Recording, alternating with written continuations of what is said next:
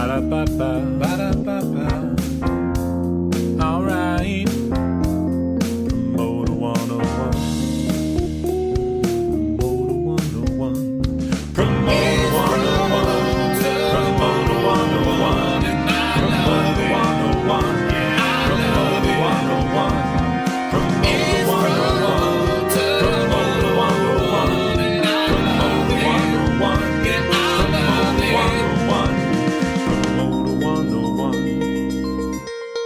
Hey, it's Nick Light. I am presently the Senior VP of Artist Development and Touring for RCA Records, Promoter 101 Podcast. Welcome to the 65th edition of the Promoter 101 Podcast. I'm your captain, Dan Steinberg, and we'll be cruising all show with Luke Pierce. Thanks, Dan. Got a jam-packed episode 65 of Promoter 101. We're going to have C.I.D. Entertainment's Dan Berkowitz here to talk about some VIP ticketing. We've got Circle Talent's J.J. Cassiere, R&B concert promoter Geno Shelton, and we've got a special 3 questions with Point Entertainment's Philly's own Jesse Lundy. And of course, Dan and I will break down the news of the week. Hey, Luke, before we move on, I want to address the fact that lots of students listen to the podcast and they like to drink when you say 100%, but you've cut that out of your vocabulary since we started doing the podcast and we called you out on it. I think you're really making it not a drinker-friendly podcast. What's up with that?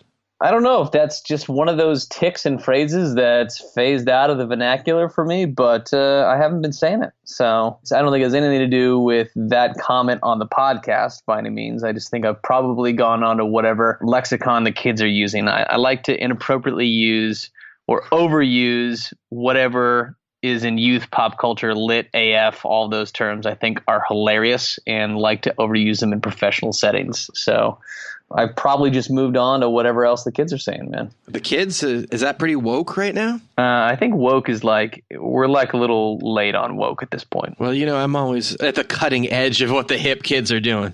You're just living your best life, Dan. That's all you're doing. So is there something current the kids can drink to that you're saying that would be fun to listen for?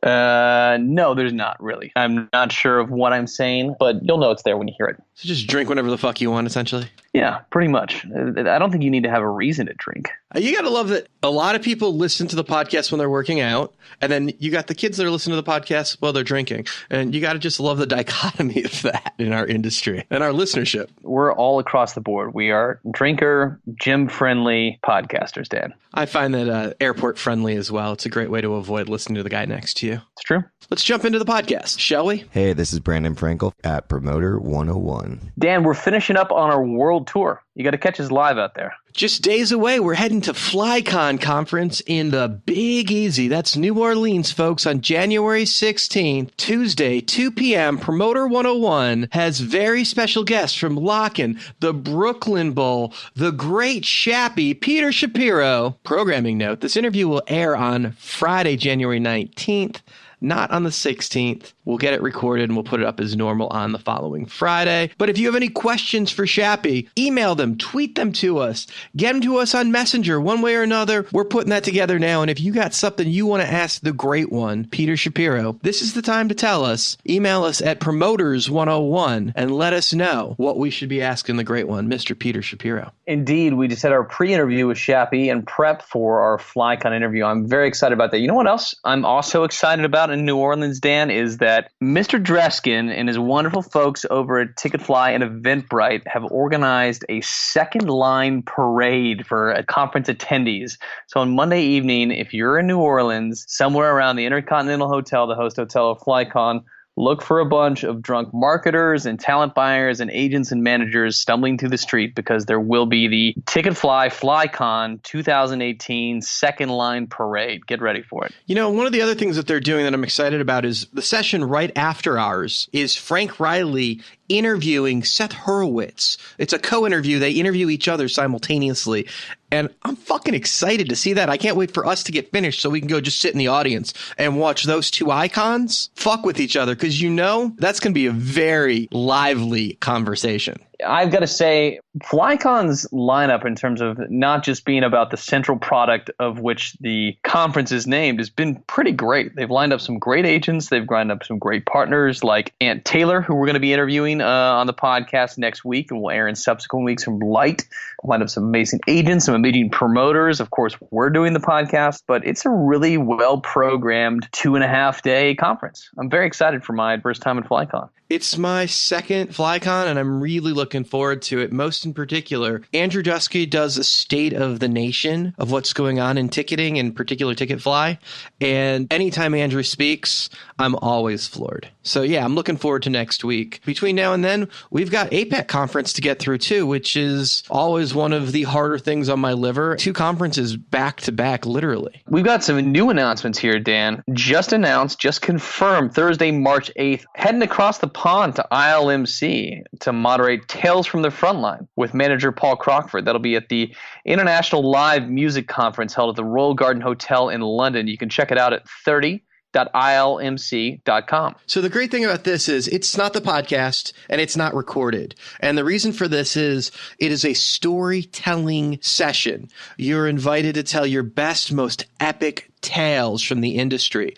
And shit talking is definitely not only allowed, but encouraged. So some of the biggest names in the industry come to this session in particular, tell some behind the scene tales. And unfortunately, we can't record it because it wouldn't be nearly as good. But I'm just honored that Paul and ILMC have asked me to co-host this. And it's the last thing. It's the dessert. And I've never been more honored to be included. That's a fantastic conference filled with just really colorful characters and done up very well. For those of you who don't know what we're talking about, this is the International Live Music Conference. It's every March, top of the month in London. It's 30 years running now. And some of the panels and some of the interactions inside ILMC are something you're not going to find anywhere else in the world. Folks here in the U.S. and North America, where business is done a certain way, it is eye-opening to begin to understand the differences between the workings of the live concert business between North America and UK and the rest of the world. It is just a whole different ballgame over there. Should be great. And the great thing about this conference is it puts you in the room with such great names internationally. You walk into that bar, which never closes, by the way. They don't stop serving until you're ready to go to bed. So you can walk in at 5 a.m. and you'll still see the Russians at the bar drinking. And they do. There's no question when it comes to it. Internationally, as far as this industry goes, the best in the bar that can go the longest, it's always the Russians year after year at that conference. But incredible the access you have to the amazing international players on the scene at ILMC. Just hats off to Greg and Glenn and Chris Prosser and Tom Hoppa, all the guys that get that conference and happening. It's amazing. I'm always over there floored by the amazing people they bring together. If you got something on your chest and you want to share it with us, this is a safe place. You can ask your questions. It's all right. Feel free to reach out to us by sending us an email to Steiny@Promoter101.net. You can reach both of us at that email address. Absolutely. In the meantime, be sure to keep up with us on Twitter. Dan's at The Jew. I'm at W. Luke Pierce. And this podcast is at Promoters. That's Promoters, plural, 101.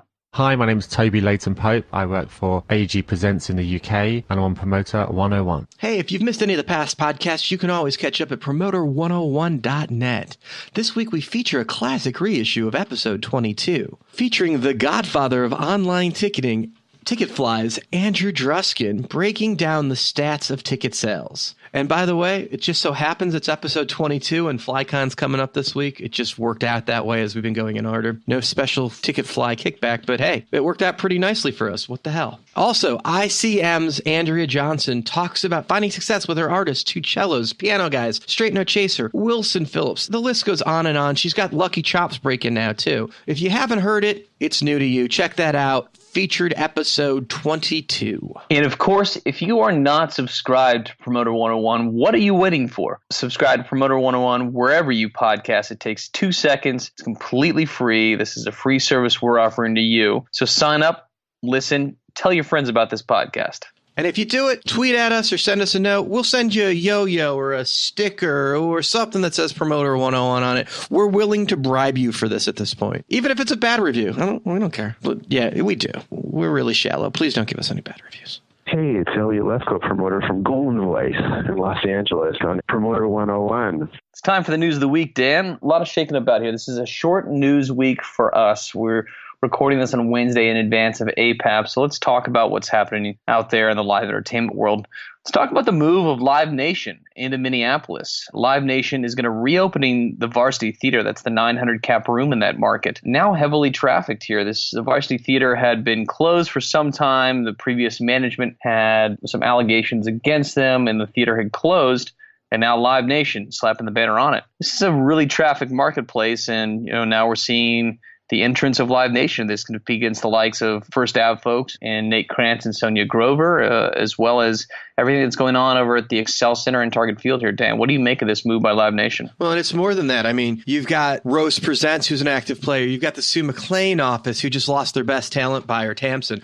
You've got a lot going on in that market. Of course, guys like us jump in and out of that market. There's lots of players, AEGs in the game there as well. It's a very active market and has always been really cool. You've also got Don Sullivan always doing a handful of shows there. Jam is still very active in that market. It is a very, very active playing field when it comes to the Minneapolis market. But of course, Live Nation's going to be represented, and it's about time they got into the game a little heavier. And I imagine the Chicago guys are ready to amp that up to the next level. And Dan, speaking of Live Nation making moves into markets that are somewhat in your backyard, Live Nation has made a deal with Soda Jerk Presents Mike Barsh to take over long-term leases for Summit Music Hall and Marquee Theater. This is a report from Polestar.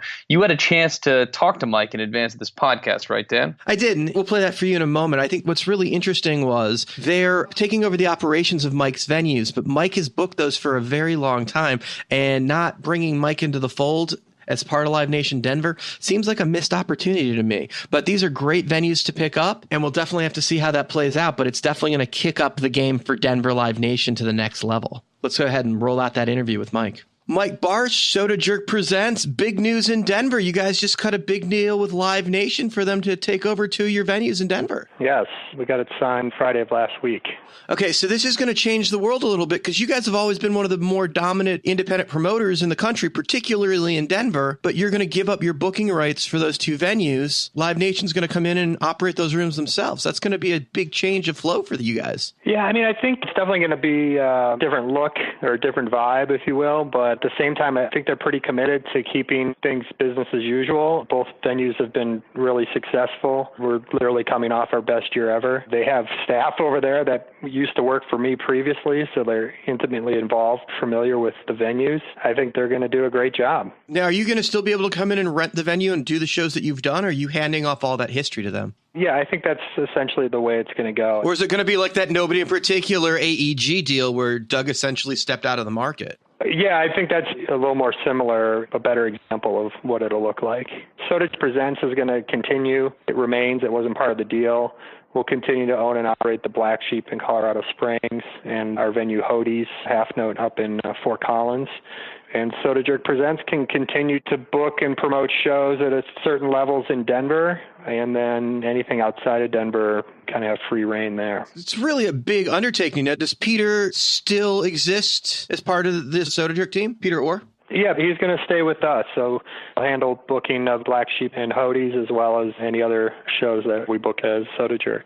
There's such a major change in Denver. I mean, there's never been a week without a full-page, full-color ad in the Westward with all your goings-on in the market. This is a massive paradigm shift. That seems to be the reaction, yeah. I mean, the shows are going to continue. They're going to continue to flow. It's just somebody else is going to be presenting them. And if anything, there may even be an increase in volume, which is hard to imagine. I mean, all in, we did about a little over 850 shows last year. Well, that's ridiculous. Now, for someone that is just a workaholic as you are, the idea of stepping back and doing less of anything just seems like a ridiculous concept. Yeah, I'm kind of struggling with that a little bit. It'll be nice to maybe have a little less on my plate, but, at the same time, I still have 3 businesses to operate, so it's not like I completely put my feet up by any means. If you need a hobby, you should think about starting a podcast. Yeah, it seems like not a bad idea. Was there ever a negotiation or a conversation about them absorbing Soda Jerk Presents, or was that just not something you wanted? I don't think it really fit their goal or, what they were looking to do. I mean, I think for them, they recognize that they needed some venues in the market, and we kind of had what they were looking for. I don't necessarily think they needed to absorb us as a promoter. Hard to know what anybody else was thinking, but just an amazing company you've built, an amazing group of venues, and it seems like there's only good things to come on the horizons. But this shift is certainly a surprise in the Denver market. Should certainly help amplify Live Nation's fight against AEG in that particular market. I think it's a step in the right direction for them, yeah. Mike, congratulations. I'm sure there was a nice check that was involved with all of that. So have fun figuring out which island you're going to buy. And look forward to seeing what's next with you, man. Thanks for taking the time. Right, man. I appreciate it. Great to have Mike on the podcast. Moving on, IQ is reporting that Jeff Meal joining Coda, former agency group UTA, says that he is delighted to start his next chapter of agency life at Coda. That's coming from IQ Magazine. Great to see some changes in the hands over there from the UTA family over to the Paradigm family of things in the UK. And stateside, Dan, we're excited to report that friend of the podcast, Brian O'Connell from Live Nation, is going to receive the CMA, that's the Country Music Association Touring Lifetime Achievement Award. This is an award that will be given out January 22nd at the CMA Touring Awards at Marathon Music Works in Nashville, Tennessee. And this is something that's just well-deserved to one of the finest guys in the business. He's been on this podcast in an earlier episode, I think it was episode 19, where Brian came on and talked about his successes of promoting anywhere between 7 to 12 national tours at a time and starting a half dozen festivals under the Live Nation banner. He's just been such an influential part of the country music live entertainment business for so long, and this is so deserved. And if you're looking to learn anything from a guy, definitely check out episode 19 of Promoter 101 and listen to his interview. He's also so in tune with the details and cares so much about the artists he's promoting and the events that he's creating. Congratulations to BOC, Brian O'Connell, on the CMA Lifetime Touring Achievement Award. Luke, if you're going to continue to talk badly about our guests like this, I don't know that we're going to be able to get anybody else on the podcast. I earnestly mean everything I say about that guy. He's just a fantastic human being and a fantastic promoter. Excited for him. That's all. He's a great guy, and excited that we get to partner some shows with him in the upcoming weeks. Big congrats to him on this Lifetime Achievement Award. Other moves throughout the industry. UTA Nashville has just picked up Jake Kennedy to join the UTA Nashville office. He's leaving CAA after 5 years there. Polestar is reporting. Congrats to you, Jake. And finally, this was the week of all the announcements for festival lineups rolling out here. Eminem's Killer's Muse are going to be headlining Bonnaroo 2018, and that was shortly followed by the announcement that Bruno Mars would headline Bottle Rock in Napa, California. Very excited about the latter lineup. It's one of the finest out there. I definitely recommend you check out Dave Graham's lineup for Bottle Rock Napa Valley 2018. I want to point out that Old Crow Medicine Show is playing Bonnaroo. In case some of you bluegrass fans missed it, there's still a little bit of original bluegrass, old school country vibe to that festival, but otherwise the lineup looks pretty similar to every other festival that just got announced the last 2 weeks. Also, no weed at Coachella. They made that announcement after they announced their lineup. Coachella would be banning the use of cannabis despite it being a legal substance in 2018. Yeah, good fucking luck with that. Breaking news, the rumors are true. Frank's Brothers have been acquired by Live Nation. Dave Brooks just broke the article in Billboard. We've got Larry Franks joining us. Congratulations on the check, Larry. Thank you. Let me explain to you what's going on here. Live Nation has entered into a joint venture with us, and they've made an investment into our company, and we'll be buying a piece of Frank Productions, which encompasses Frank Productions Concerts in Madison, Wisconsin, headed up by Charlie Goldstone, NS2 in Nashville, Tennessee, which is headed up in my partner, Darren Lashinsky, and Seymour Live, Chris Moore in Boise, Idaho. I'll be joining forces with Live Nation, but staying independent and brands staying as they are. Email addresses, everything stays the same. So Darren, who's come from the world of Outback in the past, going back to that corporate world. And then, of course, Chris Moore's got his past history being at House of Blues already. So that should be a quite easy jump back over for those guys. You guys have always been independent, true and through. So this is going to be a little bit of a new day-to-day for you guys, you and your brother, Fred. Yes, it is new, but I don't think it's going to be that much different. Last spring, when Michael Rapino approached Fred and I and wanted to chat, it was actually the first time I met him. After spending weeks trying to find a time where our schedules could meet, we had dinner with Michael and realized we both shared some of the same vision. What he proposed was making an investment into our companies and help us grow them and keeping them independent. So no, we will not be a Live Nation office, but yes, we will be have an association with Live Nation, and they're committed to help us grow the company bigger and faster. So less likely that they'll be competing with you for things like the Metallica tour moving forward. Yes, I think it definitely will stop the competition that we've been dealing with for many, many years, but it also gives us the opportunity to have a lot more tools in our toolbox to continue doing what we have been doing. We have no plans of changing the way we do business or how we do business. We just have more tools to work with. That sounds like an incredible opportunity for you guys to play both as an independent and have all the power of the biggest promoter in the world behind you and taking a competitor out at the same time. It seems like the best of all worlds. I think it's the best of all worlds for all of us, Live Nation and us. Fred and I saw nothing but opportunities, and our partners being Chris, Charlie, and Darren pretty much feel the same way. It opens up a lot of doors and let us continue our growth, but even faster. The last 5 years for us have been pretty crazy with the acquisition and the merger with the Majestic and acquiring all of those facilities, the purchase of the High Noon Saloon, and the soon-to-be open Sylvie Music Hall here in Madison, Wisconsin. So this just will lead to more opportunities and faster. Growth on all fronts. Live Nation just continues to acquire. Amazing. Thank you so much for taking the time and talking to us, Larry. No problem, Dan. Hey, it's Pete Shapiro from Brooklyn Bowl and a bunch of other stuff, and I'm going to be down at FlyCon on Promoter 101. Shit.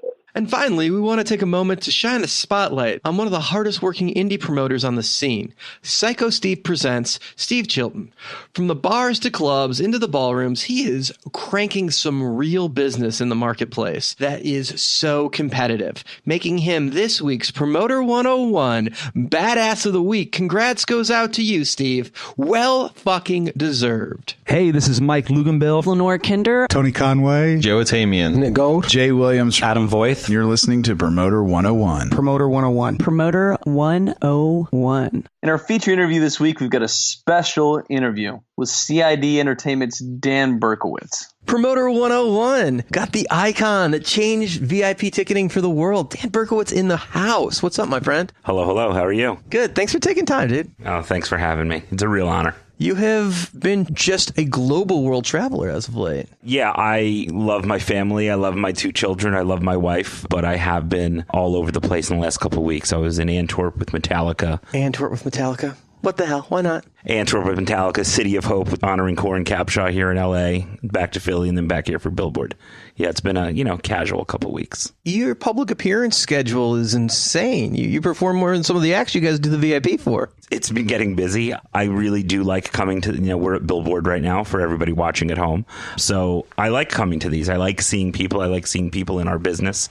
As you can imagine, Philadelphia is not really the hotbed of the emerging music business. So coming to these things, coming to Billboard, coming to Polestar, these types of events give me that access to the business at large. I think Jesse Lundy, Jeff Gordon, and a handful of other people like John Hampton would probably argue the point. There's something going on. Like, Philadelphia is a really, really cool music town. It's just not the hub of the music business that I would like it to be. The Mecca. Yes, if you will. Well, and you play inside a lot of different ponds, and you got to go to those hubs to make sure that you stay in that business. Yeah, and, you see people. There are the types of folks that you only see at conferences. There are types of folks that you see all over the place. There's agent friends, manager friends, promoter friends that I work with, and we get to see each other here. It's really, really neat. Let's talk about it. I mean, your world is synced up with your circle with the bigger guys that were in Jam that have now spread out to many different parts of the world.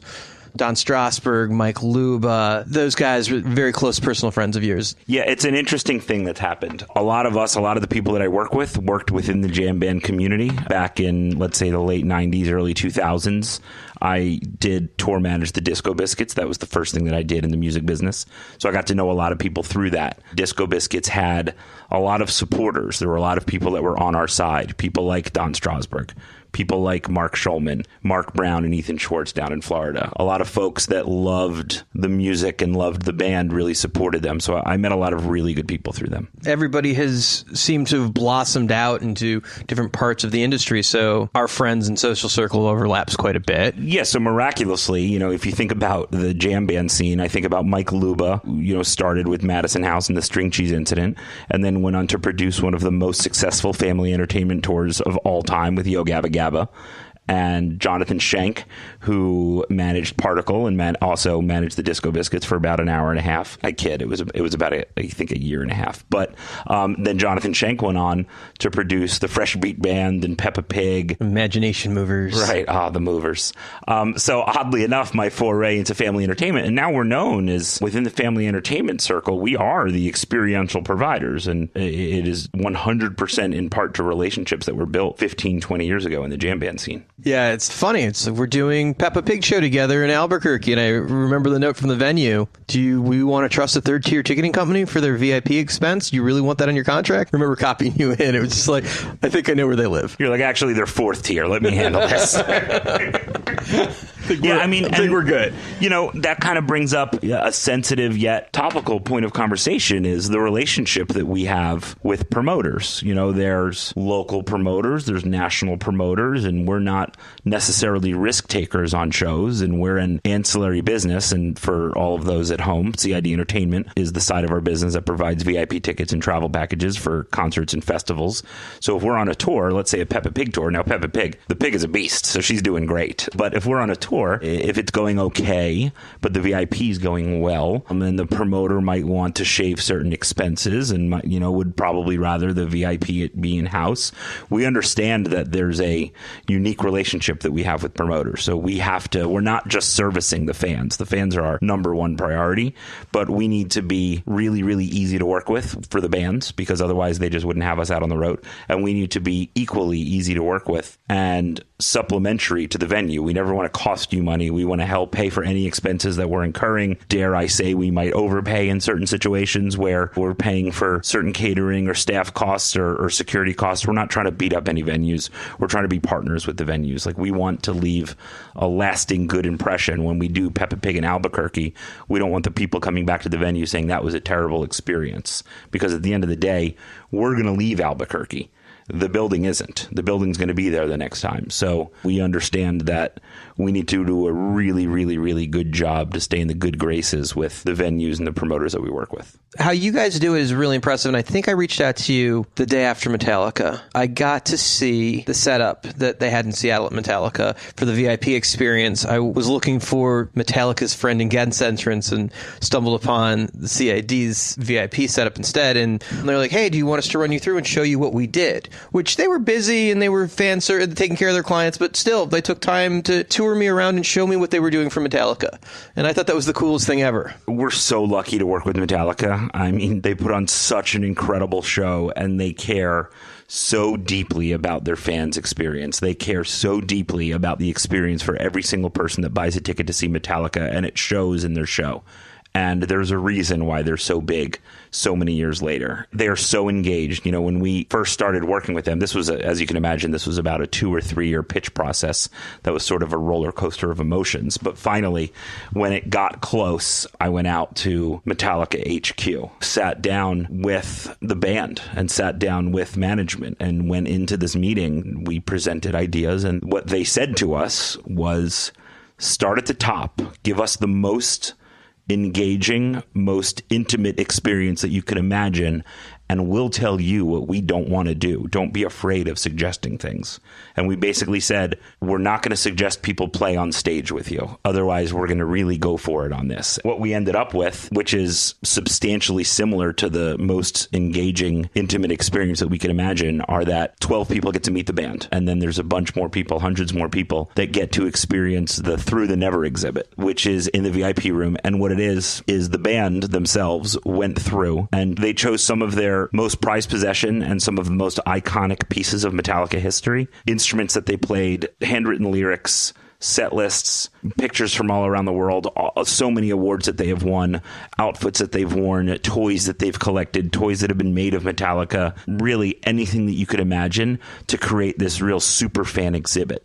And the way that people engage with that, and that, Metallica, they just can't meet hundreds of people. They've got a very busy day on show day. But for the people that they don't get to meet, everybody feels this authentic connection between them and the band. The reason I say authentic is because it's real, because the band was involved, because they said, we want to give these people something that they could never experience otherwise. As you can imagine, if you're in Seattle, well, Seattle's kind of a bad example because it's sort of close to where they live. But if you're in Miami, there's probably no other way that you could see a Metallica exhibit. Or Antwerp. Antwerp's a much better example. It's just such an amazing experience, and all of the credit goes to the band and to Mark Ryder and to Tony D and to their incredible team for allowing us to do what we do by basically handing us that program and saying, this is what we'll do. And for the 12 people that get to meet the band... Is that a lottery system kind of thing? No, 12 people buy. I mean, it's basically a lottery. It's the VIP of VIPs. Yeah, it sells out instantly. But those people, so they come into a room and they meet the band. The band comes in, and obviously, as you can imagine, it gets pretty tense right before the band gets in. The nervous energy is through the roof. The times that I've been there, I probably am participating in said nervous energy. But the band walks in, and immediately...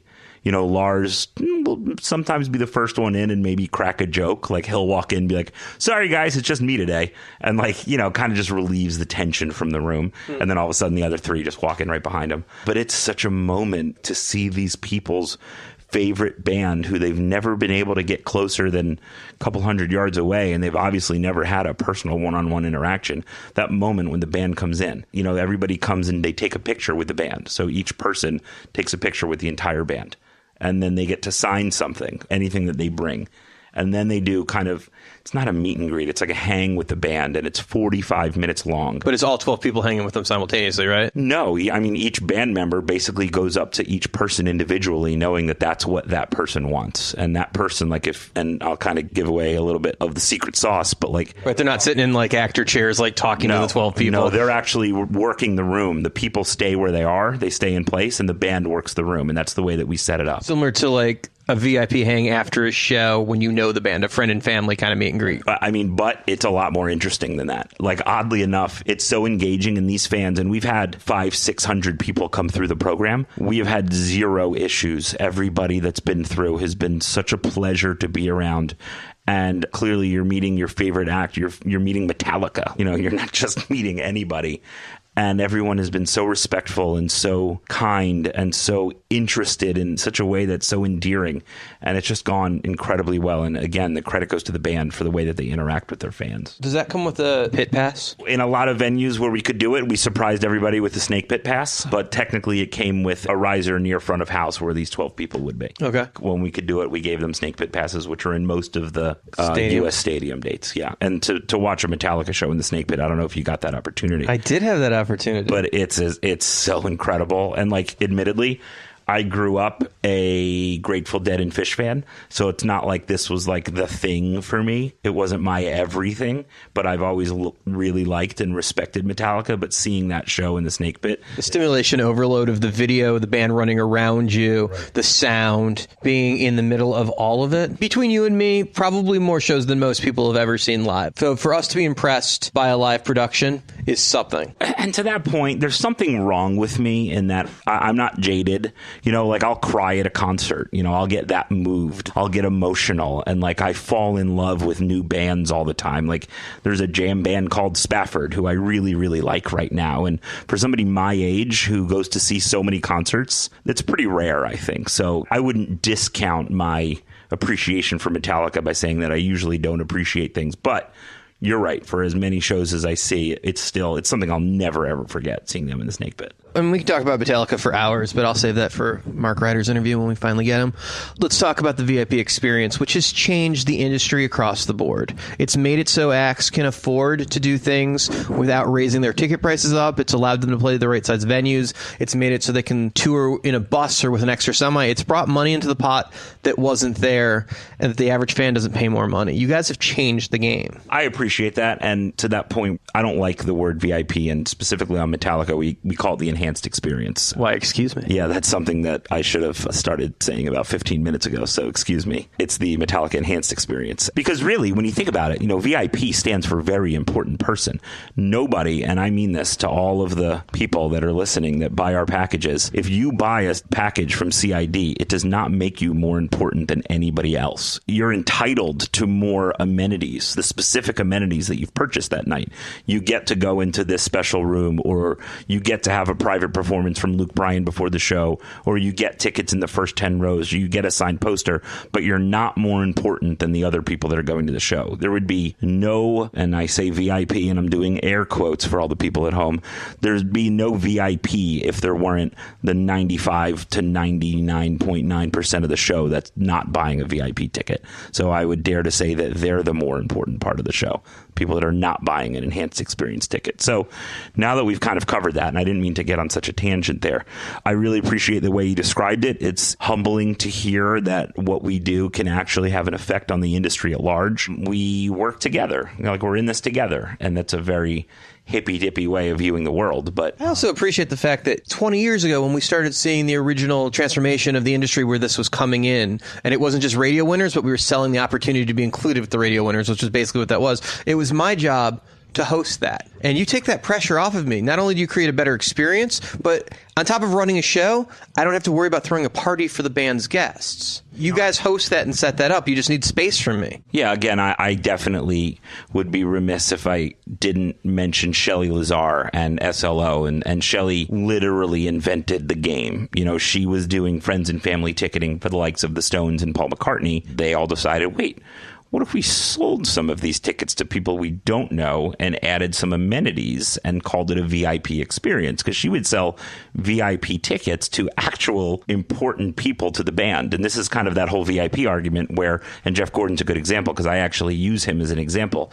Jeff Gordon, to me, is a VIP. I was a runner at the Electric Factory. Like, that's kind of where I come from. I've birthed out of Jeff Gordon. So the imagery of that is just awesome. If Jeff, it was a painful labor. If Jeff comes to one of our shows, I'm going to roll out the red carpet. If I am there, I'm going to open up the back door. I'm going to get Jeff in. I'm going to slap whatever pass he needs on him.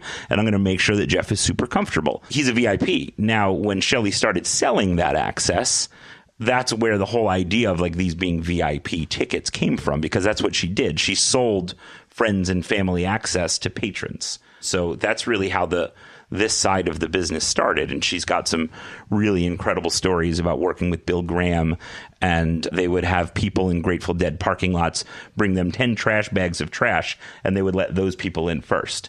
And that was basically the first VIP experience. Yeah, you had to clean up the parking lot at Alpine Valley, and you got in first. That I didn't know. I might have made it up that it was Alpine Valley, but in my mind, I romanticized it and made it that parking lot. You got to bring the enhanced experience to the Grateful Dead reunion shows, the Fare Thee Well. Yes, I did. That had to be a dream come true. There's never been a greater honor for a hippie from Cherry Hill, New Jersey to get that call.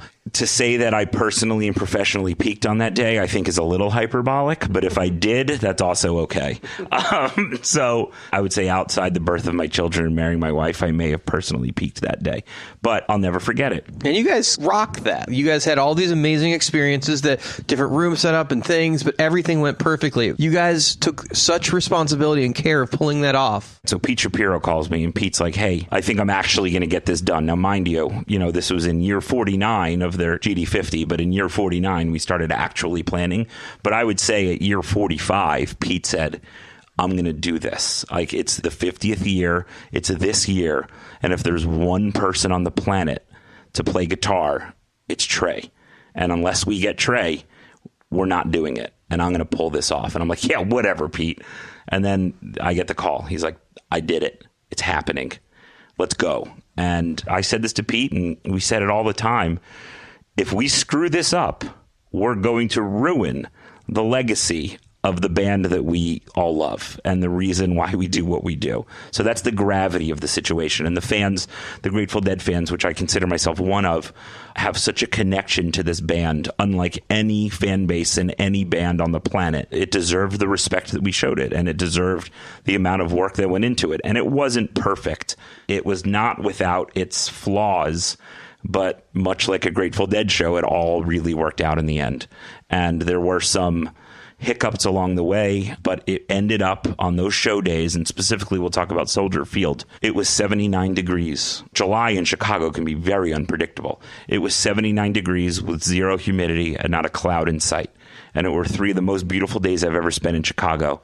And then the day after on Monday, it poured and it was humid. Don't you think from the announcement of that show, having Trixie Garcia do the video invitation, an announcement to the world, it said from the Garcia family, this is something that we stand behind, and we think that Dad would too? Yeah, you just saying that gave me the chills, because that was it. And to see them at the show, to see Trixie at the show, like having the time of her life, and to see so many people that are in the Jerry camp, which, as you can imagine, imagine what happened to that organization when he died. It wasn't just the guitar player that everybody liked. He was the leader of that organization. To see everybody really come back together and to see all the fans, I mean, literally everyone was there except for Kevin Morris. We always say that. Like every single person was at GD50 that should have been there. It doesn't mean that if you've never heard of the Grateful Dead, you were there. But for all of us, it was like this big celebration of life and celebration that we've ever done. And I was going to get to it. And, at this point, I would say that in America, there was still a lot of hope in the air. It was a July 4th concert. They're an American band, and Pete and I would talk 10, 15 times a day leading up to the show for months on end. We'd end every single conversation with God bless America and God bless the Grateful Dead. And we knew that we had a mission. By the grace of God, we pulled it off. I think the industry in general and the fans all came away with the same experience. I got to watch and go as a fan, but know enough about the industry to see all of the pitfalls that you guys could have stumbled in and notice that you didn't. Yeah, I mean, there were issues. There were issues. Well, they're live shows for 3 days in a stadium. Shit's going to happen. Yeah, but even leading up to it with the announcement and the on sale and the Frankie with GDS2 with the mail order ticketing, and the demand was just unprecedented. We were hoping that 2 of the 3 shows would sell out by show day. Really, that was the goal. We were okay, maybe the Friday night won't, but Saturday night's July 4th, and then Sunday's the last show ever. Yeah. So those will probably go all the way by show day. And if we can do 40,000 tickets a night on the on sale, we'll probably go all the way by show day. We'd never, ever, ever seen anything like it. And I think there were something like 375,000 3-night orders, which means that, they sold the place out 7 times over, 6 times over, just via mail order, where they could do, I think, 50% of the house because they're grandfathered into that Ticketmaster rule. So, there were pitfalls. There were definitely logistical issues with dealing with that demand, just scaling the house issues, going all the way to 360. I mean, it wasn't 100% going to be 360 on all 3 nights, I believe, at first. I might be wrong there. We might have changed our minds weeks before the announcement, or Pete might have changed his mind. But for the little part that we played, Pete produced the show in conjunction with AEG and Mike Luba and Don Sullivan. But we were so honored to be a part of that and to get to take care of the fans that we took care of and get to experience what we experienced. And the team that we had on it was so good. I did not miss a single note of music. Really? Yeah, not a note. That's impressive. Yeah, I mean, we had an incredible team on it. And this is the band, when I would sit in high school and instead of paying attention, I would imagine what would fulfill me. I would imagine throwing concerts with the likes of Grateful Dead and Fish. And this was it for me. And of course, I needed to make sure that the work was right, that the experience was great for all of our guests. And I was there at doors. I was there at early entry. I was there when it mattered, but once the party got rolling, and I was there for days leading up to it to make sure that our rooms were good and everything was going to be set up right. But once it got rolling, our team really took over. I would say that out of the entire organization, I'm the deadhead. There's definitely a lot. There's a lot of people that love the Grateful Dead within our organization. But for me, I was at front of house or I was just roaming around. There were just so many people to see, so many friends there. I loved it. Let's talk about when an act is ready for that enhanced experience. Because it's not for everybody, but now we're seeing it in the clubs and in the theaters and the ballrooms. If there's a fan club and there's fans, there's probably something extra there. Yeah, if there's people that care about your act, which there hopefully should be, then there's somebody that wants something a little bit more. So we have something right now that's called our Artist Alliance program, and we can work with developing acts. And I think Dustin Lynch is a really good example of this. He's I wouldn't even call him up in country. Up in country, that's funny. Should be a new blog, Up in Country, like the up and coming country acts. Trademark. So Dustin Lynch, who was an up and coming country artist, but has now arrived and is a headliner in his own right. But Dustin Lynch, we started as an Artist Alliance program, which to us means we're not sending somebody on the road. You know, one of our calling cards, for better or for worse, for years, was that every time we did anything, we sent somebody. So there'd be somebody on the tour bus, multiple people on the tour bus, and tours like George Strait, there's 4 people out on the road. Tours like Metallica, there's 4 people out on the road.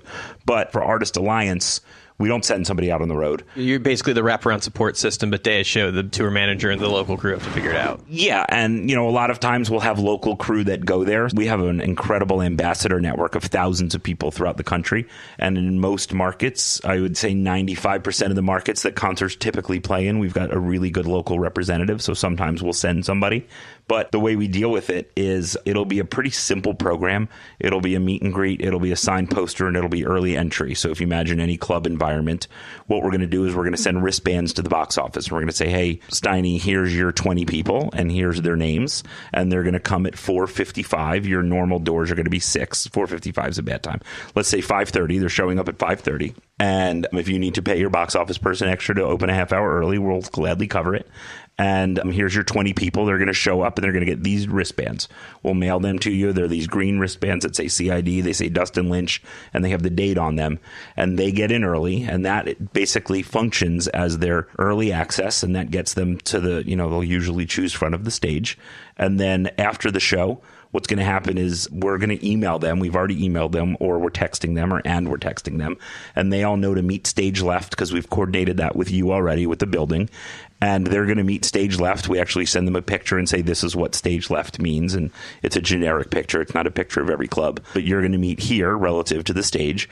And at that point, the tour manager who we work with comes out, grabs these folks, already has the posters ready. Maybe they also go to the merch table to get the poster. Depends on the tour.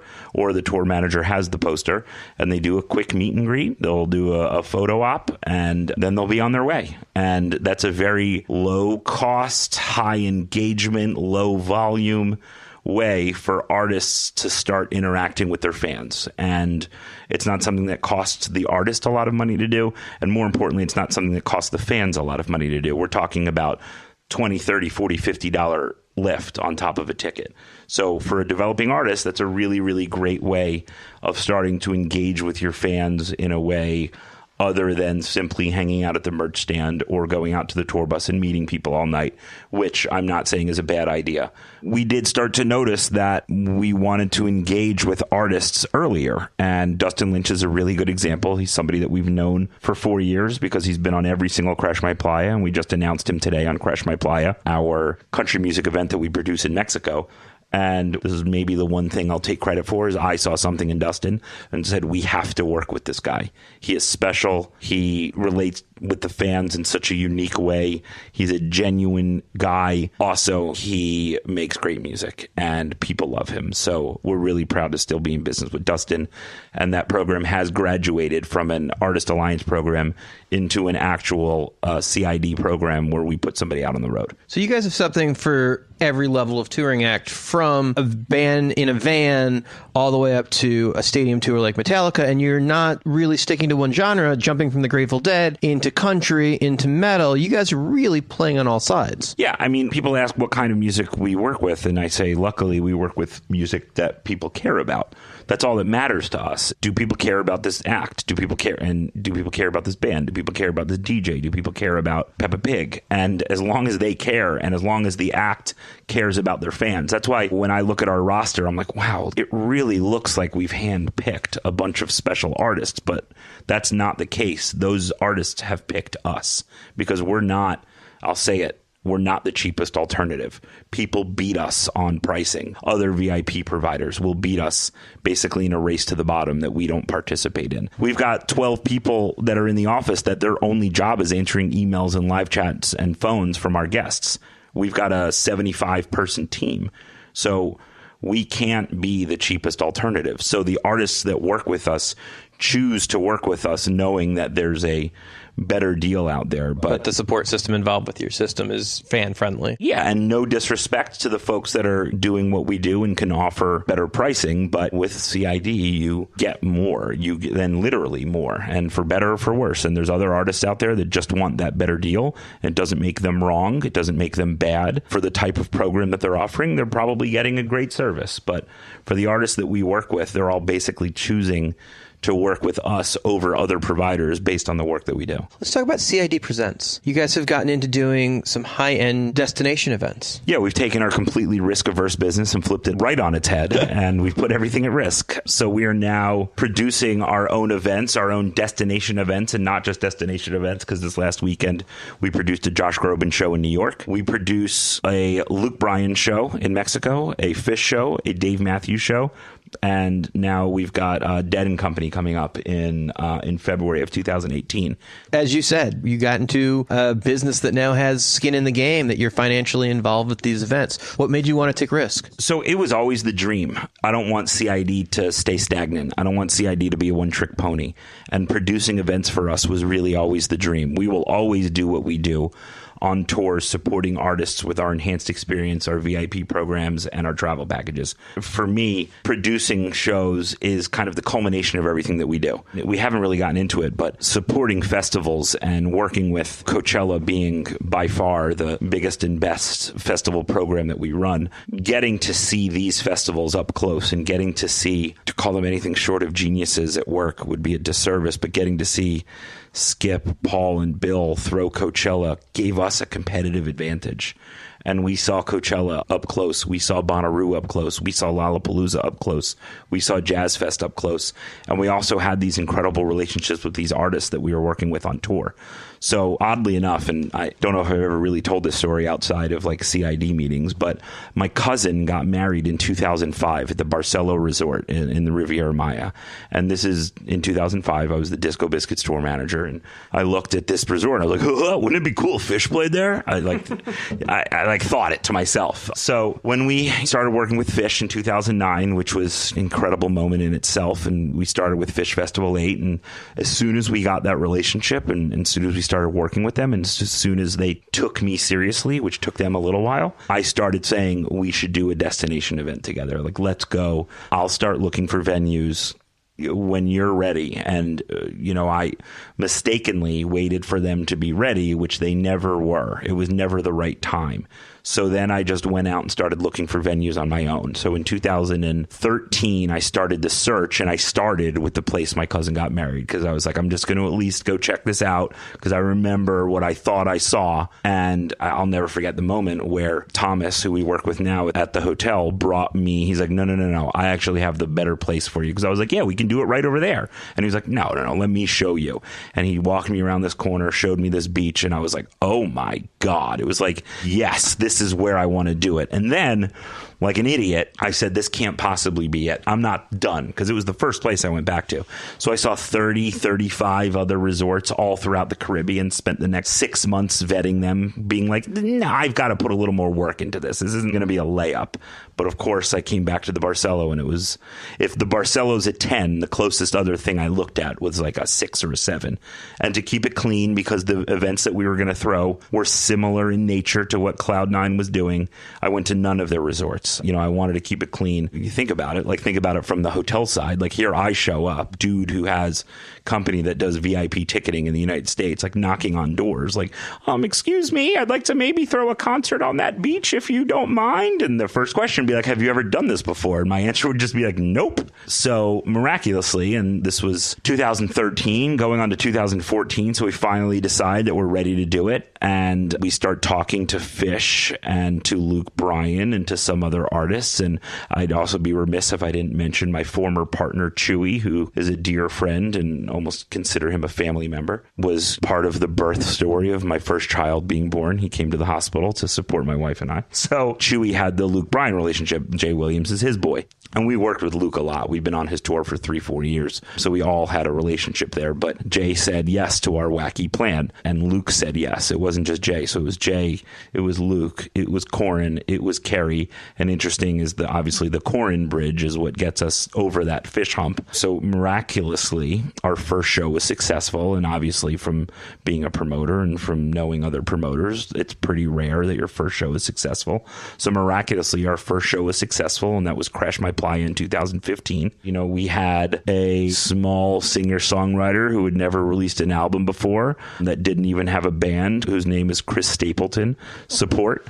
Dustin Lynch, we had Dierks Bentley, we had Cole Swindell. We had a fantastic lineup. For a deadhead, you got quite the grasp on country music, my friend. I think it all has to do with my love of music. It is what it is. You know, like Luke knows what Luke is, and that's why Luke is so good at being Luke Bryan. It is such a unique experience. And to me, it's a rock show, like this big overblown production and these big songs with these awesome choruses. And Luke is just such a good dude and relates to his fans in such a great way. And I don't know, I love that scene. You know, I love these guys. And I think the reason why C.I.D. connects with country music and country music fans so much is the country music artists want to give so much to their fans. They want their fans to have such a great experience at a good value.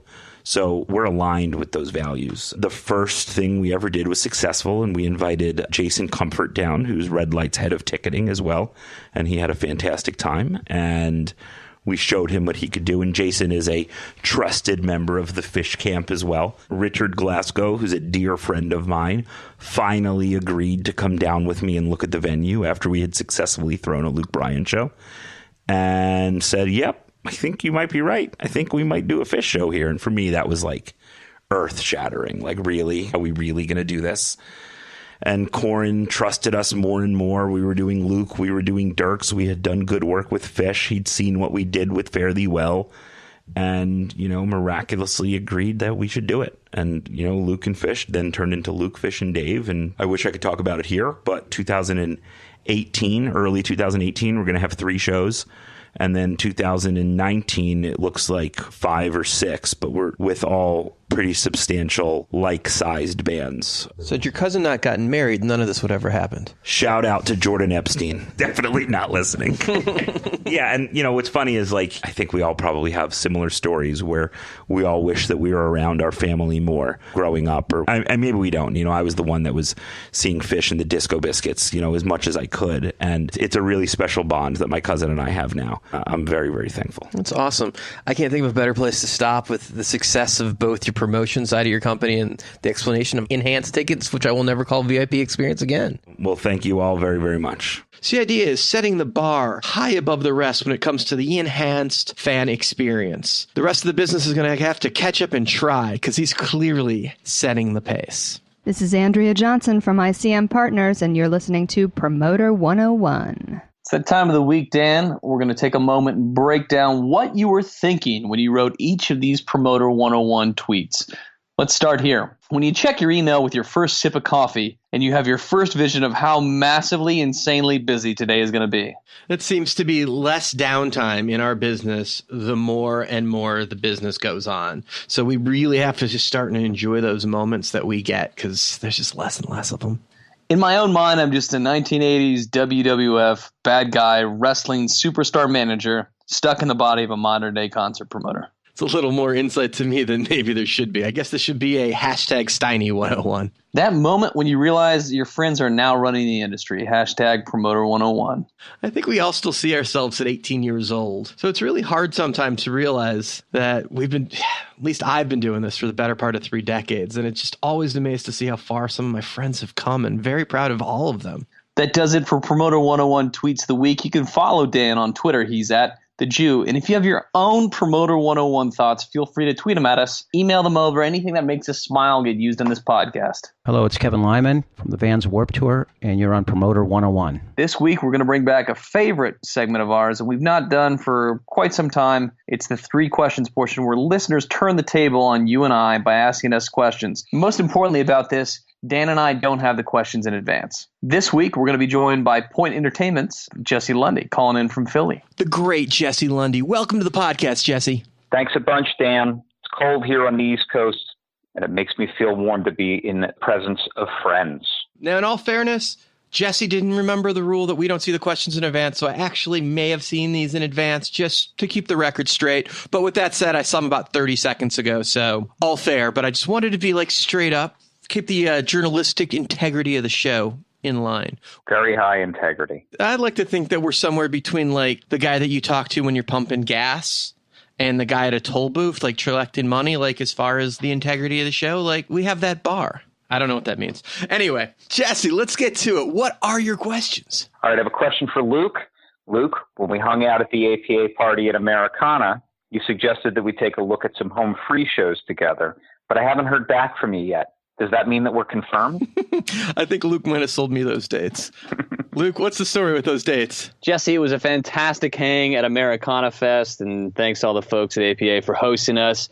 And Jesse's a great example of folks that we've corresponded over socials for a couple of years and finally got to meet face to face. And Jesse's from my adopted hometown of Philly, and we talked about doing some stuff at the beautiful Colonial Theater in Phoenixville, Pennsylvania, which incidentally is where they shot the movie The Blob. I don't know that scene, Dan, if you've seen everybody run out of the theaters at the end. That's where The Blob was shot. We talked about doing some home free dates there. Unfortunately, I do have a almost sold out show with David Farrar's Reading, Pennsylvania, just right around the corner there. So we're going to have to talk about 2019 at this point, man. But excited to be doing some shows with Point Entertainment here in the future and excited to be back in Philly. Hey, wait, you're selling shows to other people? Yeah. Dan, we actually do work with 1 or 2 other people. What else you got, Jesse? Dan, I feel like Philadelphia is the most competitive market in the country, and maybe that's just because I'm here. What other markets do you think might be more competitive than Philadelphia? I think that's a grass is always greener kind of thing. I mean, that's the boat you sit in, so you know what you're not getting there. And that's always a promoter thing. There's definitely a FOMO thing, a fear of missing out going on when you're in a market.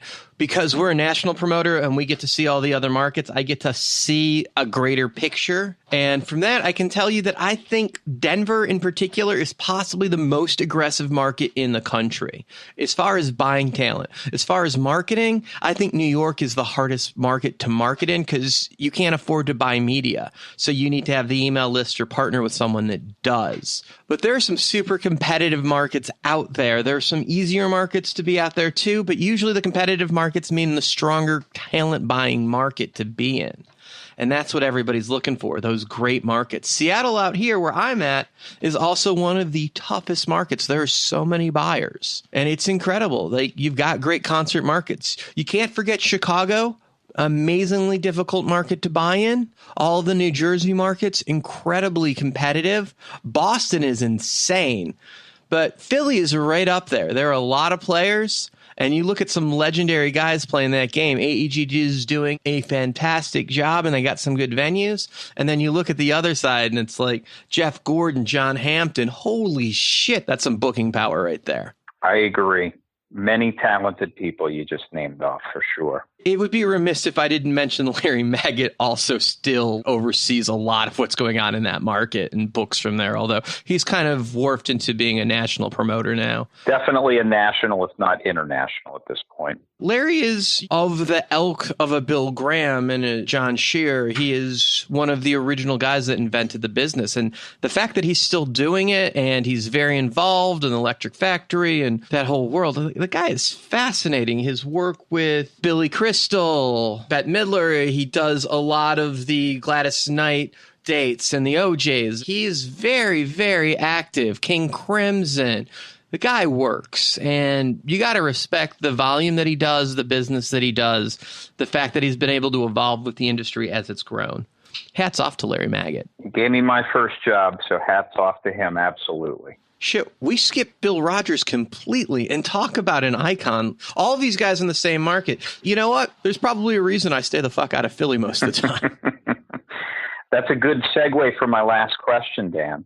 Back in the old days, you used to call me for advice about shows. You got a job so I can get the hell out of Philly once and for all, please? I think we've offered you jobs throughout the year. You always say no.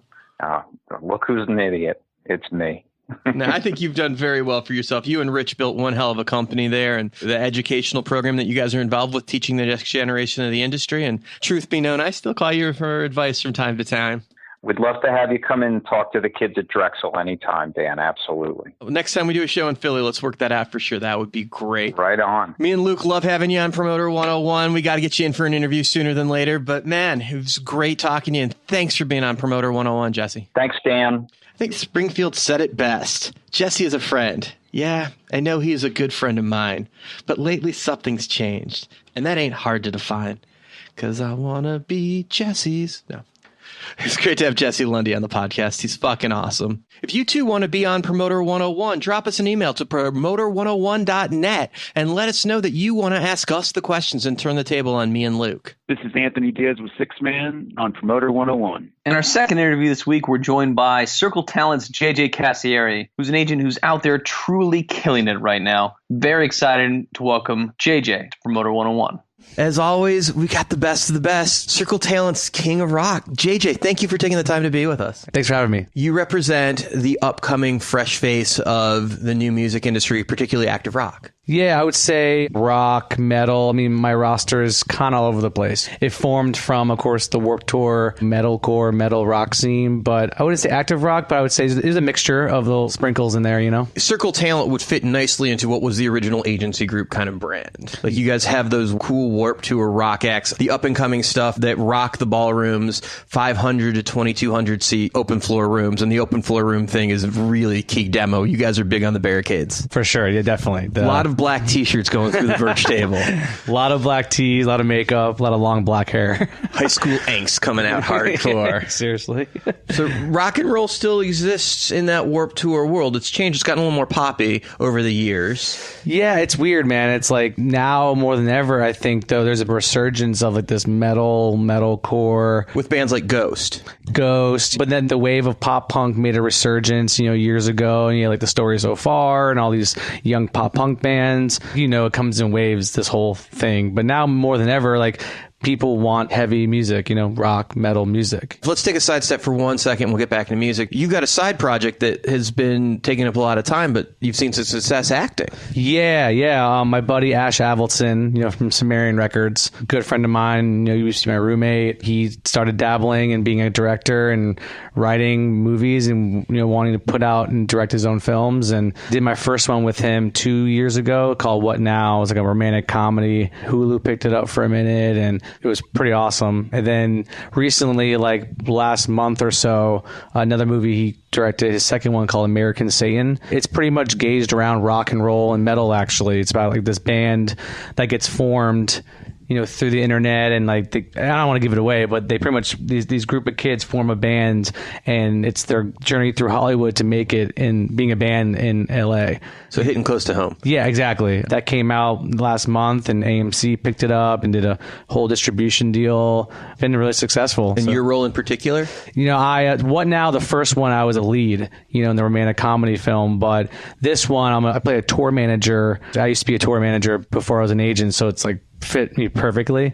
So there's the band that the movie's about, and then there's the headlining band that I'm the tour manager for, and I throw the band to be off. a dick. Correct. Yeah, I throw them off the tour because we're jealous because they're blowing us out. All this shit goes down. I'm like the angry tour manager, like, you're off the tour, and blah, blah, blah. Yeah. Cool. And your outer appearance gives you that rock and roll look like most tour managers have. You got the full arm sleeve tattoos. Yeah.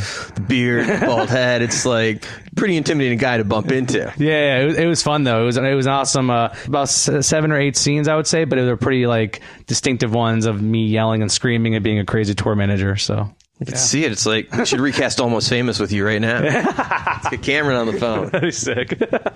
Are you hoping to do more of that? Are you enjoying it? Yeah. Also, there's a company called the Beard Club, like Dollar Shave Club, but there's a Dollar Beard Club for like beard products and whatnot. And my buddy Dan Doby, he runs all like their commercials. It's all internet stuff, but he's the editor and director for all their commercials. And he put me in about their last 2 or 3 internet commercials that have gotten a ton of views. So I've been kind of doing that. But the agent thing is, of course, my full-time career. But the acting thing is like, it's weird. Like, so many people have came out and been like, give it a shot because like, you're actually pretty funny. Which is nice because you're here in LA. You can do both. Yeah. I don't think of myself as an actor, but other people are like, you're funny, like run with it. And I'm like, well, I'm not going to go out there, run around town and like start auditioning everywhere. I don't have time. I have 27 clients on my roster. So it's tough, It'd also be a little funny if you were represented by William Morris or something.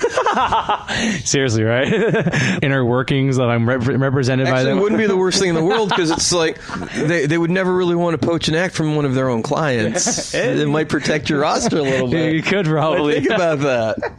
You've had some really good success over the last couple of years. Some of your bands are really seeing some success. Circle Talent, it's one of those things where the company was formed actually on electronic music. They had 200 DJs. And the beginning was the bass world, the dubstep bass world. And I was at the agency group for 4.5 years.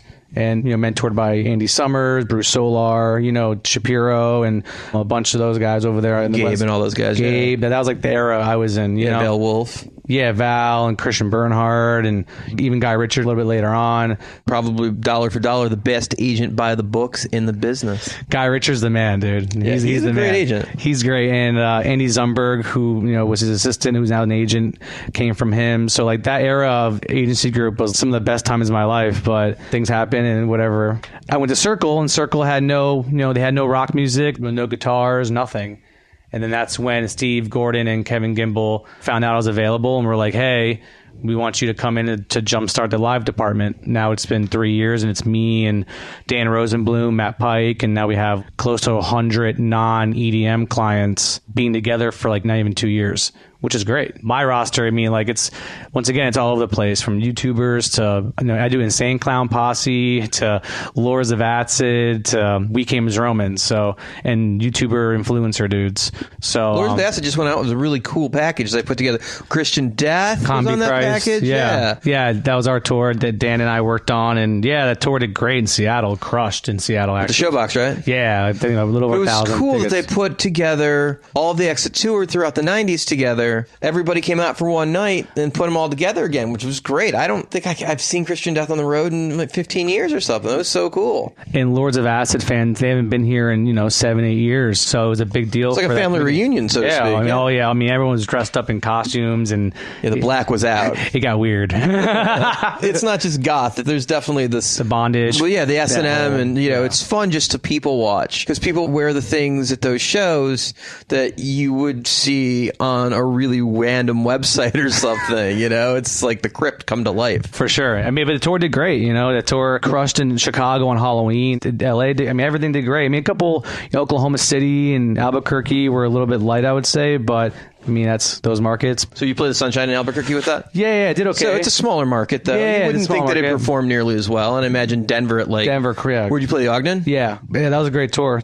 It's been a journey, though, with having Dan, who was at UTA, Mr. Rosenblum, he was there, and Matt Pike, Kenmore Agency for 15 years. So we all have kind of collectively come together to build up this live department, which has been awesome. Yeah, it's a neat thing. You guys are clearly making a name for yourselves in the industry as a rock touring agency, opposed to the EDM agency that was always respected in the business. It's cool because Excision and all these big, like Marshmello and all these big DJs we have on the roster, a lot of these dudes listen to metal music. It's so bizarre. Well, they're just producers, really. So, they're really huge into, what's going into those albums. Like, Excision's one of our biggest bass acts. We did 2 nights or 3 nights at the Palladium with him. He comes on stage with a a Devil Driver or a Suicide Silence shirt on. Like, he loves death metal and metal. You know, Marshmello, he's friends with a ton of our rock bands on the Warped Tour. You know, Attila, Icy Stars, all these bands he comes out to and supports. And it's like, now it's like when I talk to some of the DJs on the roster, they're like, yo, Circle has like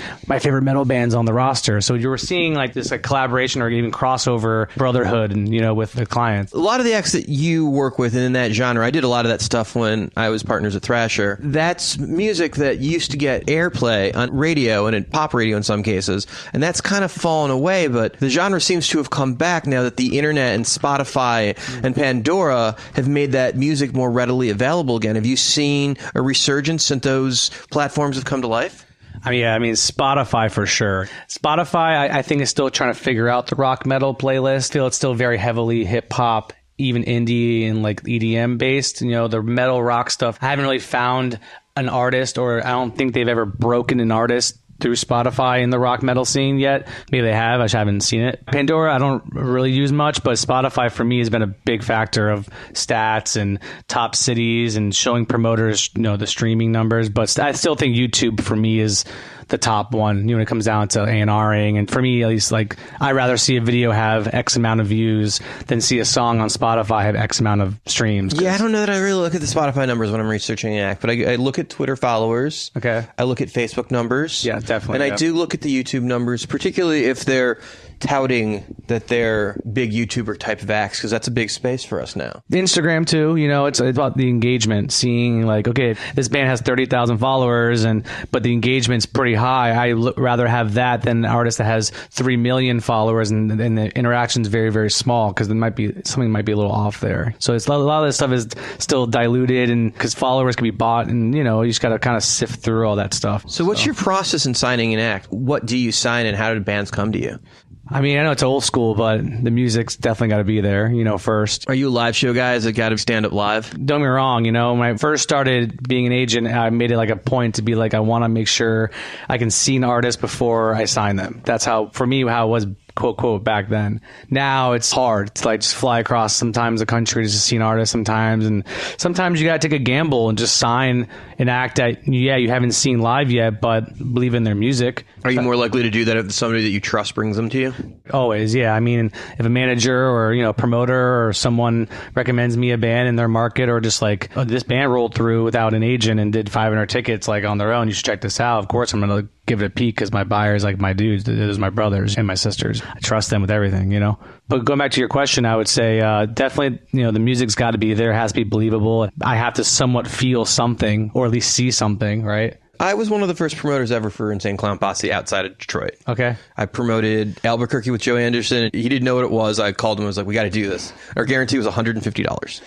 I bought it for Denver at the Ozatlan Theater the first time through. Okay. And they rolled through with a semi, a Winnebago, and a van, all with the full wraps. And I know that's common now, but it wasn't then. Mm-hmm. And it was something, because I knew about the Fago and I was okay with it. And I'd done Gwar shows, so I had kind of had a good idea on how to work with it. And so rolling in, we're watching this full crew, and it was like a mini arena show. I mean, it was kind of funny because we had Pigface the same week, and Pigface had almost the same number of people out on the road as this act that I paid $150 for. We knew there was something going on. There was a buzz, but it was underground and there was no radio. And I sold like, 550 tickets in Denver the first time in. And they walked with real back end. Okay. And I got to watch that build into being an arena thing.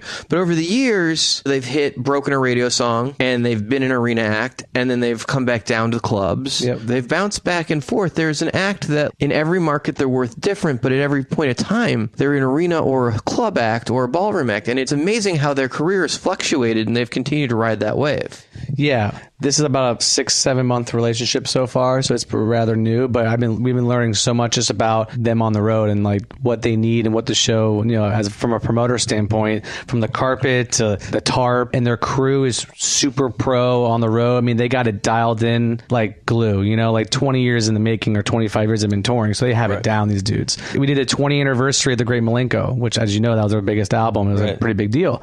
Yeah, yes, they're not what they used to be. You can say that about a lot of artists, right? but they sustain to the point where they make a living, provide for their families. They created this movement, and they had the Juggalo March, which was just huge national press. It was a huge thing, and like what we helped them with was the concert afterwards, after the march, which sold out and was a smaller venue. But to get the venue that we wanted to, like, it was tough because a lot of people don't mess with the clowns still. People don't want the Faygo. They think them and their fans, or at least their fans, are a gang, and that's the issue, because we had not one problem on that whole tour. There was not one fight. Which club do you wind up playing? I wish we can do Denver, but we did Boulder, the Boulder Theater, which on a Monday night sold out. 1,200 tickets on a Monday night. That's pretty impressive. On a high ticket, it's like $35, $40 ticket now, Right.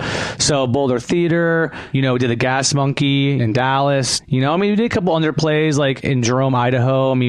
They can't play Knitting Factory venues for some reason. Oh, is there a problem there? Yeah, I don't know what it is. And Knitting Factory has banned them from all their venues, so we'll see. They'll never ever play a Knitting Factory show, which we couldn't play a Boise Knitting Factory. It had to be Jerome, Idaho, which is like a 400 cap room, which they blew out in like a week. So there are a couple of Lacrosse, Wisconsins, and a couple smaller markets. We played some small rooms. Generally, we're in that 1,000 to 2,200 range for that tour. So they did great. Now we're going to go back out with them in March and do a co-headline with Attila and Head PE and mix it up. And when you do a co-headline with them, they have to play last anyway, right? 100%. Because they destroy with the Faygo. They are playing last every single night. It's not like you go on stage after war. No, not at all. But it's been a great experience. Bill from Psychopathic is awesome to work with. He has the great relationship with the guys, and he's been letting us kind of do our thing and package them and kind of be open. It's been cool. It's been nice. And they've created their own genre of music where there are 4 or 5 other acts that have spun off from this. They've created their own thing, much like Atmosphere. It's like the Rhymesayer stuff. It's amazing how cool that is, where it's its own thing. The gathering of the Juggalos every year is a huge deal. Yeah.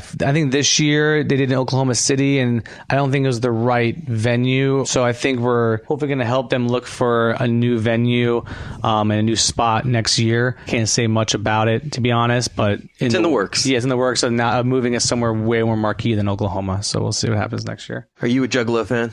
It's funny. I didn't really grow up listening to them. You weren't going chicken hunting? I wasn't going chicken hunting. I wasn't wearing the paint or anything. Of course, I knew who they were. We went to the show at the observatory in Santa Ana. Me, Matt Pike, and Dan Rosenblum, we all worked together on ICP. It's not just me. We're very team-oriented dudes. And it's all about the Riddlebox. It's all about the Riddlebacks and then the Malenko, Yeah. And, it's called Faygo Armageddon, where if you buy a VIP ticket, you get to go on stage with the guys and spray Faygo, the last song, with everyone. That's not what that looked like. And, whatever. And literally the tour manager goes, so, you guys want to be like a Faygo? You want to join in? And it felt like that was like our initiation. Like, it was like, how do you say no to that? Fuck yeah, man. We were like, you know what? Let's do it. Next thing you know, me and Matt are on stage spraying Faygo everywhere. And to be honest, it was one of the most fun shows I've ever been to in a very, very long time. The energy, the fans, spraying Faygo on people was pretty fun, actually. Wish you could do that in daily life. Like, just walk through Billboard with a bunch of bottles of Faygo and just yeah, no reduction. Fuck you, Faygo. Here's a Faygo bottle. So what's coming up this year that you're excited about? What's in the works? Outside the band stuff, I would say got this kid, Danny Duncan. He's the whole YouTube influencer. Danny's from Florida. He's just tell people he's like the new Johnny Knoxville, I would say, Oh, kind of that Jackass vibe? Yeah, he doesn't like staple like his nutsack to his leg or crazy. Well, because that's been done. Yeah, exactly. But he doesn't do like that extreme stuff. He's sober and doesn't drink and he's not into drugs. He's not a prankster, but he's just a funny dude. He's amazing. And I just recently started working with him, and we're doing his first event down in San Diego in Soma. I've been actually curating the actual show. Like, what will it consist of? Because he doesn't play music. He's not a band. So we're actually putting together like this kind of comedy sketch show for his fans. And we went on sale 2 weeks ago, and I think we're at 600 tickets in 2 weeks, which is great. I think we're going to sell out and do 1,100 tickets. The $100 VIPs blew out in 2 days. Nice. And the other 400 and some on tickets. And now we're trying to really pick it up. So we're at 600. So that's exciting. That's cool. So it's different too. It's not just like routing and booking a Albuquerque, this and that. It's actually helping curate this actual experience. So you're producing. producing it from the production to everything, so it's been really fun. It's cool. We had our first foray into that a couple of years ago with Miranda Sings, and we just continually have done more and more of that, Rose and Rosie, what have you. It's a different connection to the audience because of their different platform. The connections that they have to the fans is amazing. Done the whole VidCon playlist live, that whole world of YouTube it's only getting bigger. And a lot of these kids, they don't know Michael Jordan, or they don't look up to LeBron James. They don't play sports. A lot of them aren't maybe popular kids, but they look up to these YouTuber kids. And that's their Michael Jordan and their LeBron James. It might seem weird to us, but no, that this is a new generation. They look at Danny Duncan or some of these Jenna Marbles and these people and look at them like that. It seems like there's just so many more platforms that originally was out there in the past, where when radio was dominant, the internet's changed that. You've got podcasts now, which is a huge touring business. You now have all these YouTubers that are learning how to produce shows. Some of them are good at it. I think Miranda is possibly the best at it and is showing the rest of them how to curve that into shows, because you've got a lot of these kids that can produce a video that can go viral, but they can't necessarily hold an audience for a live show. And I think that's the challenge that we're moving forward with the industry, is making something that's not only going to sell a room out once, but is good enough for people to come back again. Yeah. Are you seeing that to be the challenge? No, it is. I mean, with Danny, for instance, it's I had to really sit down and go over what the actual show will consist of, because it can't just be a meet and greet. There has to be more to it for people to want to come back because they feel like they got a bang for their buck. You can't just do, hey, meet me here. Yeah, you can do that and say, meet me here for a meetup and charge your fans. But to be the biggest of the biggest, you have to think bigger than just a meet and greet. That's how I think about it. Yeah, they want to meet the YouTuber, they want to meet the person. That's a big part of it, yes, but everything else is important. It makes it more of an experience than just a meet and greet, and that's what we're doing with Danny. We're bringing in production, actual confetti and not pyro, but actual all these sparkler things on the ground, and he's coming out on stage with his dirt bike, a little ramp we built, and the whole thing. People are so grasping and wrapping their head around the whole thing, kind of like the esports world too. I mean, that whole world is just arenas filling in with people playing video games. That thing is just out of control, and I'd been dabbling in that space as well. I did an event back at Club Nokia, when it was Club Nokia, a couple years ago, with Eric Milhouse. Actually, they were called Team Crafted, they were the 5 top YouTubers that play the game Minecraft, and they formed a team, and we did 800, 900 tickets. Kids from all over the world flew in for this event. A family from Mexico flew in, a family from Jersey, New York, Seattle. I mean, you guys, Milhouse, it was crazy. So I dabble in that space, and that's not the esports world. That was more Minecraft, but that esports gamer Twitch stuff is only getting bigger as video games get bigger and better. You've not put yourself in any box saying this is what I do to make money. You are open to any opportunity that you feel is real entertainment that you can sell to the public. 100%. I think that stems back to being at the agency group and them always being cool with not one particular, you're an agent of this roster or this genre. Andy and those guys were always so if you feel it, you feel it, don't pigeonhole yourself to just one particular genre of music, This is a guy that books GBH and Brian Wilson. Yeah, exactly. Then you got Pennywise, right? Throw that in the mix, I used to be a gamer, when I was growing up, so video game is a big part of my life. And then, sports, so I try to utilize that when it comes down to work too, because I think any good businessman or woman would agree having your hands in different pockets is beneficial. You meet so many different people, too. Before I let you go, can you give a shout out to some of the younger guys that are coming up in the business, whether they're promoters or agents or managers that are really starting to come on that you are seeing from your point of view?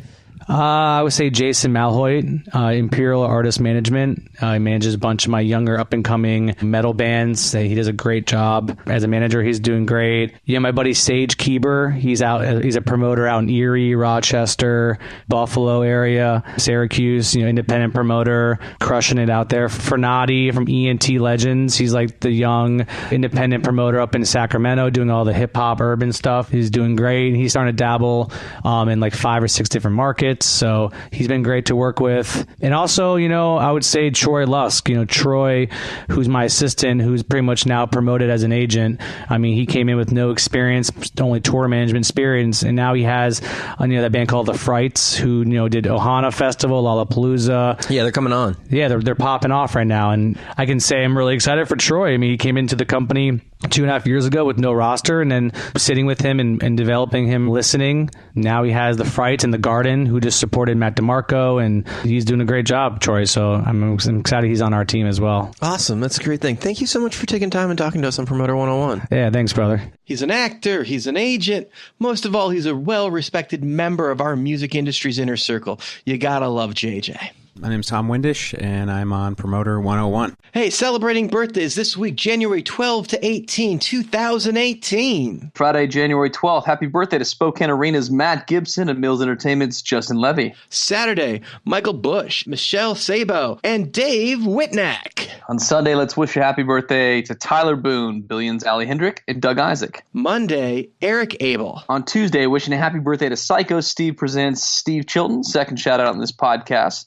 The Crocs, Hunter Moto, and CAA's Lee Goforth. Wednesday, the Reading Civic Center's Nathan Permley. On Thursday, that's the 18th, happy birthday to Seattle Theater Group's Ryan Cook. Happy birthday to all of you from the gang at Promoter 101. I don't really see ourselves as a gang as much as like a really furious mopeding team. Yeah, I think if we were a gang, we'd need to learn to sing and dance and have nicknames, Dan. I don't think we've done that so far. I like that gangs in your head are like a West Side Story kind of thing with high kicks and songs. I was thinking Crips and Bloods, but I guess that's the difference in our upbringing, where you come from the upper class world and I come from the middle upper class world. I think that you're just missing the obvious West Wing reference that I made with President Bart and Liam McGarry talking about welcome to the gang. We're going to get jackets made. Yes. So Danny's in the office, right? I don't. No. It's not in the office. It's in the Situation Room where Toby and Josh are lost somewhere in Indiana, and Fitz and Leo are down in the Situation Room with the president, and they're talking about being a well-financed gang, because that's basically what they are at this point after they've assassinated the defense minister of the fictitious Kumar, Abdul Sharif. And so they're talking about being a well-financed gang, and Bartlett's going on about how we're going to need to learn to sing and dance. And, when it comes time for Leo, who's spoiling his party, to get gang nicknames, Leo's not going to get a good gang nickname. Okay, now that you say the nicknames, I remember that. But I was thinking you were talking about when Danny was asked up to the Oval and Leo was in there and they were trying to get a source out so Jed Bartlett didn't have to have a discussion with his wife about who the source was. And that, welcome to the club, Danny, we're going to have jackets made. That's the reference I thought you were making in West Wing. But as we nerd out, let's get back to the podcast. Hey, this is Craig Newman, JJ Cassiere, Louis Messina, Sarah Pelch, Dan Berkowitz, Jake Gould, Bob Rupp, Lucy Lawler-Freese, Dave Geller, Andy Summers, Simon Shaw, Scott Aller, Pete Shapiro, Mike Ducharme, Rick Schultz, Lucas Keller, and you're listening to Promoter 101. Promoter 101. Put down your inhibitions and pick up a cool glass of Promoter 101. Our third featured interview this week, we're going to be joined by Indianapolis's best from G Entertainment, R&B concert promoter Geno Shelton. Mr. Geno Shelton, how are you doing, my friend? What's going on, my friend? Long time, man. We go back. We were both pups when we started, man. We go back a long way. Let's talk about it. Now, Indianapolis is your market. You were the guy there. If it's urban music, you were in the center of it. Not even Live Nation plays that game without keeping you in the middle of it. Yeah, I mean, I've been pretty blessed, man. Thank God that for all the years that I've lived here, I've been able to keep my hand on the pulse of the people, whether it's young or old, and still be useful. You know what I mean? It's about being relevant, man.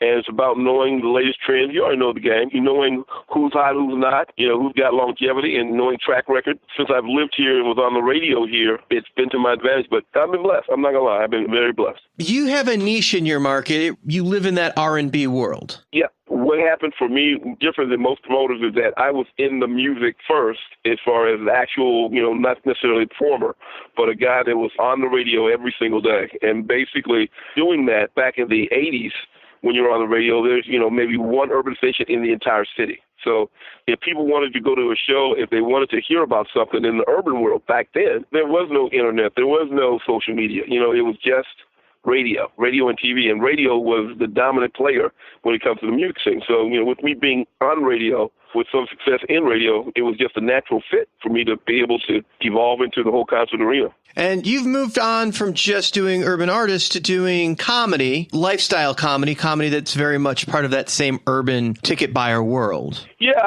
Def Comedy Jam just celebrated its 25th anniversary this year. 1992 was when the first episodes came out. And next year, 1993, I started a thing called the Hip Hop Comedy Shop because there are a lot of people in the industry, there were a lot of black people in the industry that knew this comedy thing was getting ready to be the next big thing.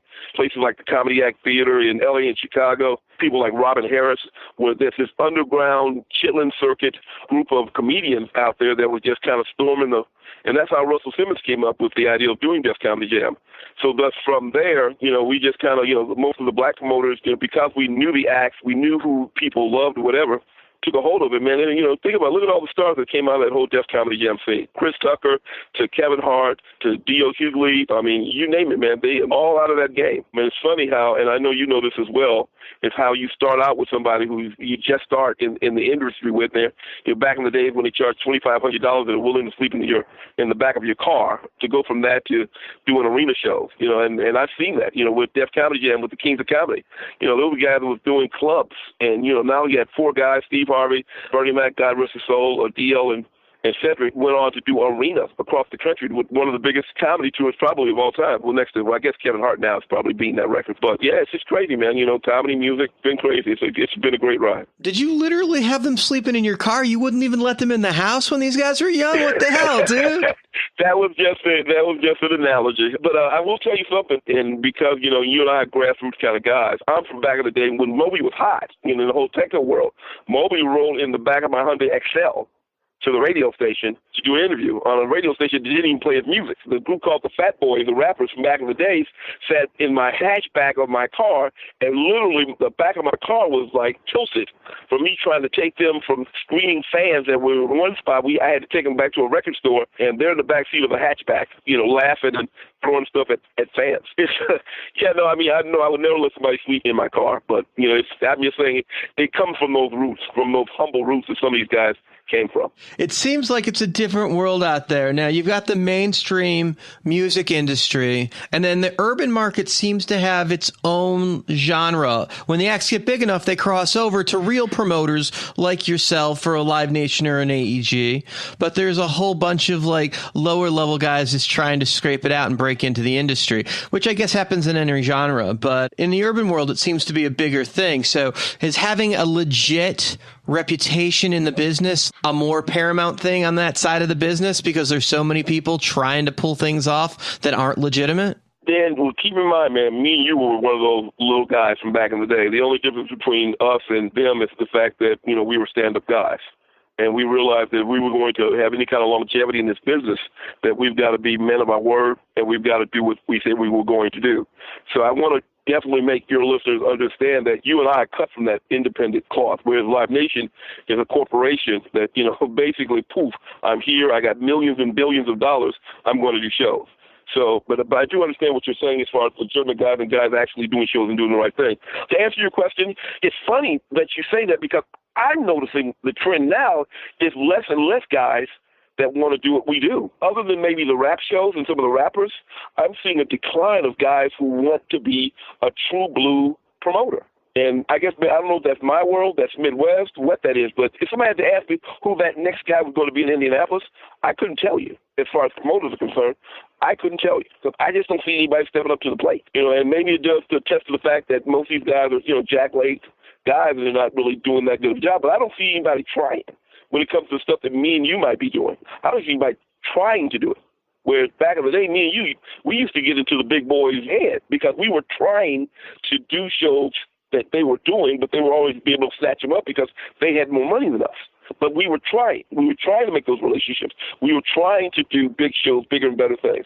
But I don't see these guys trying anymore, man. You've been in the business for going on 30 years. How do you make it that long in this industry? Dan, I told guys, some of the young guys, that ask the questions just like that, and it's kind of weird. I'm going to probably give you an answer that you probably haven't received from any of the other promoters you've ever interviewed. There's either two things that you can do in my business to stay alive, and that's either drink, which is 90% of the guys in my business are drinkers, or you pray. I'm a prayer. And I say all that to say that because of my faith in God, because of how I believe the moral fiber of the guy that I am, because I love the music industry, really the key is you treat people the way you want to be treated, which is, some could say, a biblical quote, but I just say it's a lifestyle quote, and when you do that, especially when you come to the artist, it comes back, man. A lot of these artists, they get big time, they get big money, and they leave you. But at the end of the day, you keep going in this business because of the quality of what you do. You keep treating people the right way. Think about what you're doing right now. If you became broke, there are buildings that would give you the room for free because they know what you've done in the past. There are sound companies that would give you the sound for free, maybe not forever, but for that one show to help you get on your feet because you gained a reputation of quality and excellence in this business. If you're going to do this, if you're going to do this business, there's a whole bunch of snakes and con artists and what have you. And I guarantee you, they don't have the same phone number they had a week ago, okay? Me and you, we've got the same telephone number we've had for 25 years, 30 years. And that's the testament of being in this business. You're consistent. You stay positive. You stay focused. You have to work hard. It's not a game. You're going to work hard. You're going to piss off some of the people that you love around you. But at the end of the day, man, if you do right by people, that's how you last.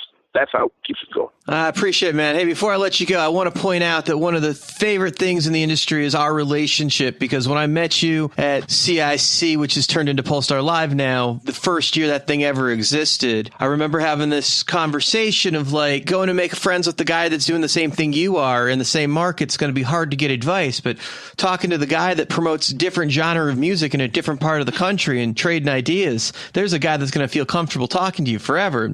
You and me have kept up a relationship ever since. And, whether it's me promoting Circle Jerks in one market and you promoting Tony or Mint Condition in another, we're both putting asses in seats, and that's what it comes down to. Absolutely, man. I've always appreciated you, man, and the fact that you love this business. You are a fan of what we do. I've always admired that about you. A legend in our business, Geno Shelton, rocking the world. Thanks for joining us on Promoter 101, my friend. Man, thank you so much, man, and love and kisses to all of the people out there, man. Keep buying tickets, man. We need you. OG needs the money. Talk about a guy that works on every level. He's a hustler, and I mean that in the best sense of the way. I'm so proud to call Geno a longtime friend of mine. Hey, this is Mark Geiger from WME, William Morris Endeavor Entertainment, coming to you on Dan Steinberg's podcast. If you want to reach out to us, send us an email to steiny@promoter101.net. A brand new thing we're doing now is Quotes of the Week, and this one comes to us from Jason Zink. I have a whole lot more respect for evil over stupid. Fun quote, Luke. Sounds like something Jason Zink would say. We'll be back next week on our live interview from FlyCon with Brooklyn Bowls and Lock-In Festival's Peter Shapiro. Until then, we're wishing you sold-out shows for the weeks to come. Cheers. Cheers. This is Peter Schwartz, WME in New York on Promoter 101.